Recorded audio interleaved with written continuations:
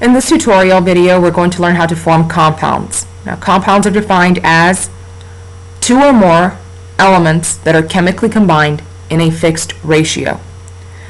Compounds have two halves, a positive half and a negative half. And that is the driving force behind forming the compound, because these positive and negative charges, these opposite charges, attract one another, hence taking two parts and making them one compound.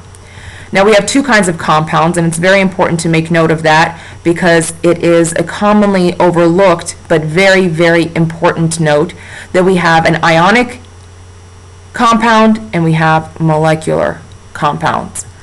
Ionic compounds contain a metal and a non-metal, where the metal is the positive half and the non-metal is the negative half, because we know that metals are always positively charged and non-metals are typically, not always, but typically negatively charged.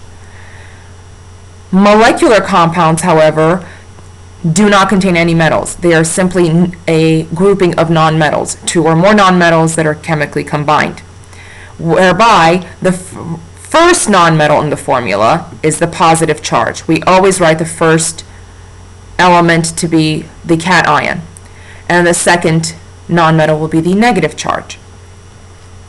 Once we've now established that we have two different kinds of compounds, we need to then look at the charges of the components of the compounds. The components being, in this case, a metal and a non-metal, or two non-metals. Again, what we're looking for is the charges, because the charges are going to help us determine the fixed ratio, and therefore what the actual formula is going to look like. So you should be familiar with what the charges are. According to the periodic table, there are trends to follow, and so you should either read the instructor notes or that section of your textbook to help you understand what the charges and the charge rules are for different elements, and of course for polyatomic ions. Aluminum, given that it's a metal and in group number 3, will have a positive 3 charge according to those rules that I just mentioned, and oxygen, being in group 6, will have a negative 2 charge according to the non-metal rules.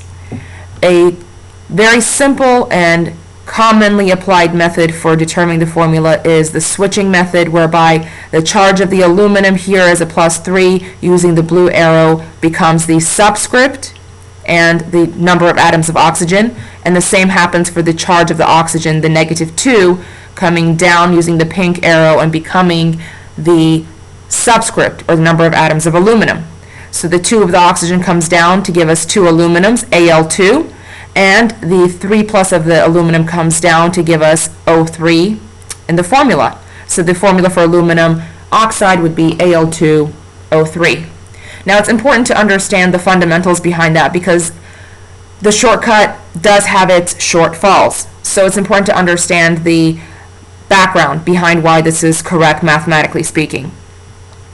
We need to make sure that the positive half and the negative half of a compound are equivalent to one another if it's neutral. And this aluminum oxide, of course, is neutral because I see no charges anywhere around it.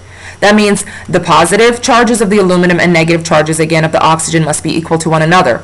So how can I make a +3 and a -2 equivalent? I can't, unless I find a lowest common denominator, which in this case would, of course, be 6. So I'll make this a +6/2 and a -6/2.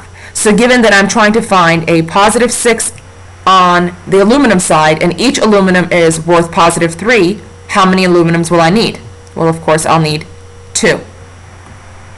2 times +3 will give me +6. I'll need to ensure that the other half, the oxygen half, will give me a -6 to balance the metallic side. Given that each oxygen is a -2 in charge, and therefore I need to make -6 on the 3 of them, hence the O3. That's why I can have 3 times -2 is -6, and again the charges will balance out. Taking a look at another example, a little bit more simplified actually, is calcium and chlorine. Calcium in group 2, being a metal, will give us a +2 charge. Chlorine in group 7 as a nonmetal will give us a -1 charge.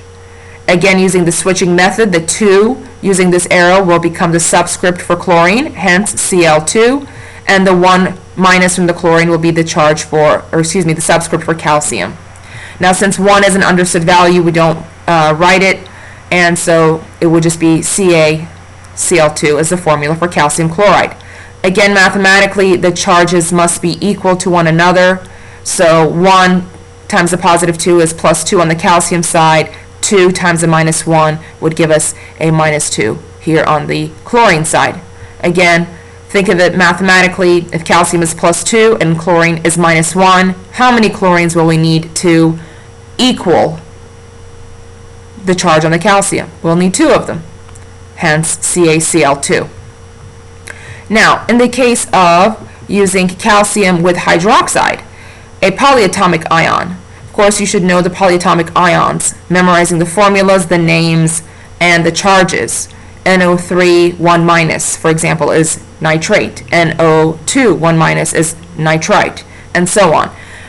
It is very important to note that polyatomic ions, yes, do contain more than one element, but they are treated as one unit, one entity. So this hydroxide, as far as we're concerned, is one value and has an overall negative charge on it. So if calcium is 2 plus and hydroxide is 1 minus, how many hydroxide units will I need to balance this calcium? I'll need 2 of them. So calcium 1, hydroxide 2. You can again use the switching method. Note that when we do have polyatomic ions and have subscripts, we do need to put parentheses around them. And then, of course, write our subscript at the end, which is this 2. Calcium hydroxide, CaOH2.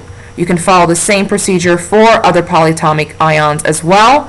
Again, making note that they are treated just like any other element, and the mathematical charges being equal and using common denominators, as well as the switching method, can prove helpful in helping you determine the correct formula for each type of compound, ionic or molecular.